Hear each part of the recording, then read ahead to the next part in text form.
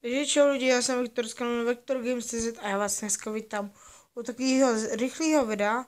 A dneska, jak jste si asi všimli, tak podle názvu, tak zase bude automatická třídička. Ale jelikož mě se ta jakoby, jak jsme dělali s Dedeo, ještě na to nevyšel díl, ale to by až tak vadit nemělo, tak jsem se rozhodl udělat jinou. A voila, máme novou třídičku. Já vím, asi určitě možná víte, podle koho jsem to stavil, když tady jsem si všechno jinak vymyslel sám. Něco jsem stavil pomocí teda Pedra, co jste si mohli všimnout, a něco třeba tady ty výtahy a všechno sám. Plus bych od vás potřeboval poradit. Já když tadyhle, je to spíš jakoby video pro radu, protože já když tady do té čestky, což teda funguje na tom, že to pomocí tady těch tak nevím, jak se to jmenuje, dispensery, ne, jinak, to druhý.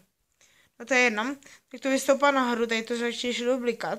A když se tam dám nějaký, jakoby, předmět, který mi tady dole nejede, tak já právě to mám tak, že ono to jede, dojede to někam sem, teď to zase začne blikat, ale skočí mi to až tady. Prostě, jak vidíte, tak víš, to nejde. Už jsem docela zklamený, jinak já to nemám úplně stejně. Mám to určitě hodně pozměněný. Jak už jsem si zapojil filtry, takže jsem tady de facto udělal hodně velkou práci. Jak všechno je zapojený, jak vidíte.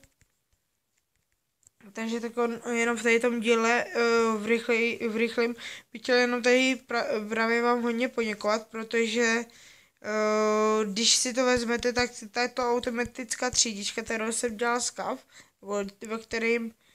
nebo když jsem jakoby jsem točil tu automatickou třídičku, ten první díl, tak to má jenom, včera jsem se koukal, tak za 3 dny 35 zhlídnutí a třeba video, co tam mám měsíc, má jenom 27 zhlídnutí. Což jsem za to hrozně rád, akorát, že tady mám problémy s tmou, takže furt musím dělat tady elixíry a jako docela mi to žere materiál. Takže já bych to mohl tady takhle zaplácat. Jinak jak vidíte, tak dobrá pomůcka, když jakoby chcete, aby se vám otvírala česka, tak tam dejte takhle schody.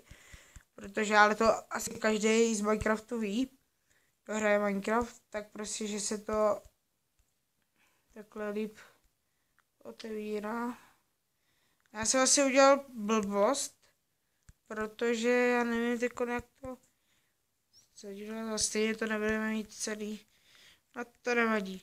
Každopádně musel jsem to hodně i zvětšovat i strop a všechno, jak vidíte. Takže máme hodně, docela dost, nebo měli jsme dost cobblestoneu i plus dalších bloků, ale jak vidíte, tak cobblestone se použil, já to hned ukážu, cobblestone jsem hlavně použil, jak vidíte, tady na ty, takže toho bylo fakt hodně. Plus jsem musel nějaký vypíkat ještě na hopry a bylo to hrozně moc. Jinak ne, že bych si ty třídičky, co jsem dělal s Dedeou, nevážil, ale my už budeme asi muset jít ven. Protože jinak, jak vidíte, tak když to zasne, tady máme hrozně velkou tmu. Vidíte? No. A plus tady bude takový vehicle, protože já to jinak nemůžu udělat. Takže tady bude taková větší stěna. Tady, když tak budeme muset nějak zamaskovat ten hopper. Kdyby se mi poradil, jak zamaskovat hopper, tak budu moc rád. Když tak dát třeba na to, mohli bychom na to dát obraz nebo něco. No uvidíme. Tak, jinak jak bych vám byl moc vděčný, já jsem vám to chtěl ještě ukázat. A to nevadí, že bych potřeboval poradit s tím teda, že tam mi napište dolů do komentářů, kdo s tím má zkušenosti, jak bych to mohl udělat. Protože ten jakoby předmět, který nemám v těch filtrech jakoby dole, ten mi dojede právě sem na konec. Já jsem si to chtěl udělat tak, aby letěla jsem do toho dropu a bylo by to úplně nahoru, tamhle vidíte, ho má obracený a tam už čeká čestka. A zase by to jelo s horem. A pak zase by to vylezlo tady na té straně, jak vidíte. A tam by to zase bylo jakoby taková bordel čestka. A jinak tady máme také tu, jinak se to fakt moc se změnilo, jenom kromě té třídičky. Jinak fakt nic se tady nedělalo. Akorát tady to se omlouvám, protože tady mělo být, protože s Dadeou jsme točili automatickou třídičku na čarodějnice a tady to právě mělo být na čarodějnici, že bychom ji společně upálili, akorát já jsem měla takový problém, že prostě jsem měl schovanou čarodějnici, jako byl tenhle případ, akorát, že ona mi někam zmizela, takže je pryč, jak, tak, sbíráme všechno, tak, pojď, už, tak, jo, ještě tady, to je, tak, pojď, hop, tak jestli máme něco na stropě, teda nahoře.